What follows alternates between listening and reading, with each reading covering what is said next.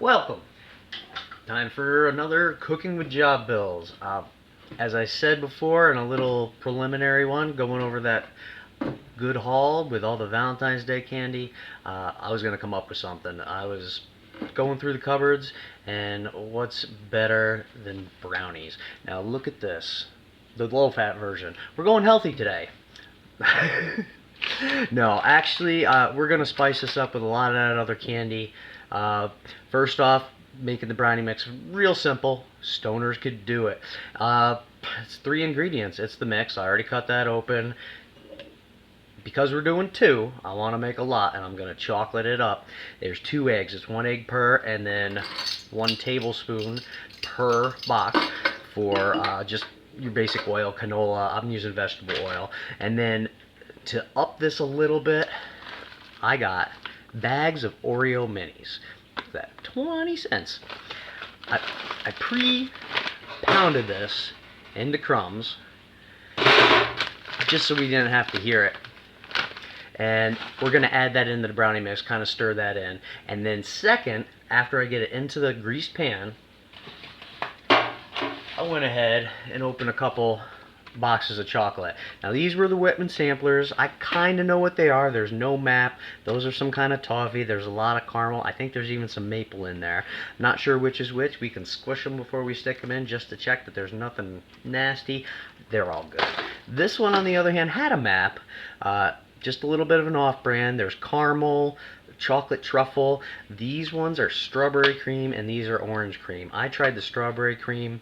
Don't think it's going to go right, and I'm going to skip right over the orange cream. But we're going to get those all in there, kind of shove them in the middle, make a layer of goo. Okay, so starting this out, we'll get the eggs out of the way.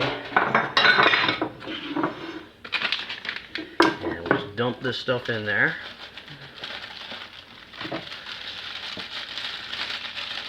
Now, if you guys are enjoying this, share it with your friends, and as I've said every time, leave suggestions.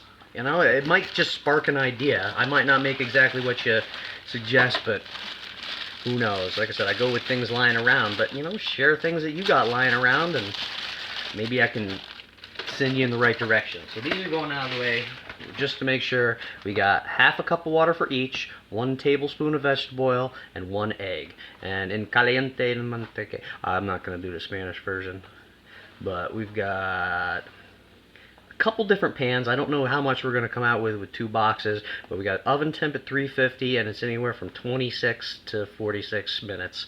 I'm going to basically put it in for a half an hour and then test it with a toothpick like you're supposed to. So we're going to put this on 350, preheating. These need to be mixed. Now you don't want to mix brownies too much. I'm just going to use a silicone spatula and just stir it in. There's our eggs, no shell, and 1 cup of water, and then we got our vegetable oil. So this is the simple part, and we got 2 tablespoons of this. So, like I said, you can add anything you want to brownies. You know, some people like the Oreos crumbled on top with gummy bears. I think that's what's that. Dirt bomb, or no, that's not a dirt bomb.